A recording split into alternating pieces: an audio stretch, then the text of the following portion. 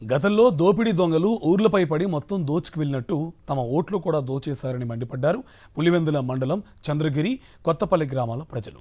అసలు తాము ఓట్లే వేయినప్పుడు విజేతలను ఎలా ప్రకటించారని ప్రశ్నించారు. పక్క జిల్లాల నుంచి వచ్చిన వారికి రాచబాట పరిచిన పోలీసులు ఓటర్లను మాత్రం పోలింగ్ కేంద్రాలకు రాకుండా ఆపేశారని మండిపడ్డారు. పోలింగ్ బూతుల దగ్గర దాడులకు తెగబడి ఓట్లు వేయకుండా అడ్డుకున్నారని ఫైర్ అయ్యారు ఓటర్లు.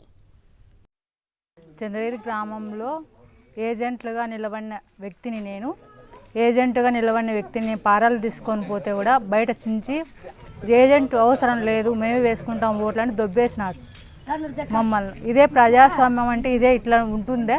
ఎవరు ఓటు వాళ్ళు వేసుకునే హక్కు కల్పించాలి, కానీ మా ఓటు మాకు వేసుకునే దానికి లేకోకుండా బయట నుంచి వ్యక్తులను పిలుచుకొచ్చి వేలకు బూతుల దగ్గర పెట్టి దౌర్జన్యంగా అందరినీ బెదిరించి మహిళలు అనేవాళ్ళే భయపడిపోయి ఎవరు బూత్ దగ్గర పోయే ప్రసక్తే లేదు అసలుకి. వాళ్ళంతకు వాళ్ళు వేసుకొని మేము మాకు ఇన్ని ఓట్లు వచ్చినాయంటే ఎట్లా వచ్చినట్లు? నా ఓటు నేను వేయలే, నా ఓటు ఎవరు వేసినట్లు?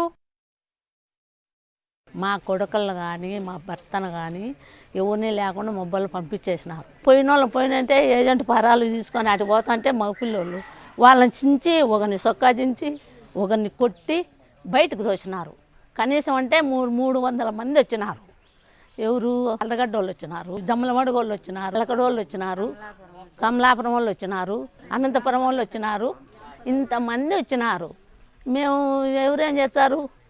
పోయిన వాళ్ళను కూడా దొబ్బేసి పంపించినారు. ప్రజాస్వామ్యంగా ఇచ్చుకున్నామంటున్నారు అంతా.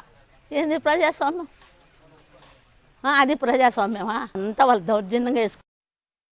ఫస్ట్ 78లో ఫస్ట్ ఓటు వేసాను నేను. 78 నుంచి ఇంతవరకు ఇట్లాంటి దౌర్జన్యము ఇట్లా అరాచకము మేము నా జీవితంలో చూడలేదు. నా వయసు 68 సంవత్సరాలు. ఇప్పటికి ఎవరెవరికి ఇష్టం వచ్చినట్టు వాళ్ళు లోపలికి పోయి వేసుకుంటున్నారు. అసలు ఆ బయటికి పోతానే ఆ పేపర్ తీసుకోవడం, మీరు పోనీ ఇంక మేము వేస్తాం పోనీ అని పోవడము. మేము పోలే ఓటుకే పోలే. మరి ప్రజాస్వామ్యయుతంగా గెలిచామని అంటున్నారు. ఎట్లా ప్రజాస్వామ్యమో మరి అది ఎట్ట పూర్వం దొంగలంతా ఊర్లు దోచుకొని పోయేవాళ్ళు ఆ రకంగా తయారైనారు. ఇప్పుడు అట్లా వచ్చి అంతా దోచుకొని పోయినట్టు ఉంది ఈ ప్రజాస్వామ్యాన్ని. 50 ఏళ్ళు అనుభవం ఉంది ఈ రాజకీయంలో. ఇంత చెత్త ఎలక్షన్లు ఎప్పుడూ జరగలేదు. పోలీసులు వాళ్ళకు బందోబస్తులు పెట్టుకొని మమ్మల్ని అందరినీ బూతుల కాడికి పోనీయకుండా మొత్తం అందరినీ నిర్బంధించి ఓట్లేసుకుని చంద్రబాబు నాయుడు చేసిన పని చాలా వీణమైన పని. రాజకీయ నాయకుడిగా ఉండేవాడు ఎవడైనా సరే మట్టగా నీతి నిజాయితీగా ఉంటే ఏ పార్టీ అయినా ఉంటుంది. ఇట్లా పనులు చేస్తే మాత్రం యా నాయకుడు నిలబడే ప్రసక్తే లేదు. ప్రజలు తలుచుకుంటే ఏమైనా చేస్తారు. ప్రజలు అనుకోని పరిస్థితుల్లో కొంతమందికి ఓటు వేసినారు, కొంతమందికి ఓటు వేయలేదని బాధపడతాను, కానీ ఎవ్వరికీ వేయలేము మేము ఓటు. ఇంత దరిద్రపు పనులు చేసుకుంటే కన్నా ఈ రాజకీయం వదులుకుంటేది మేలు.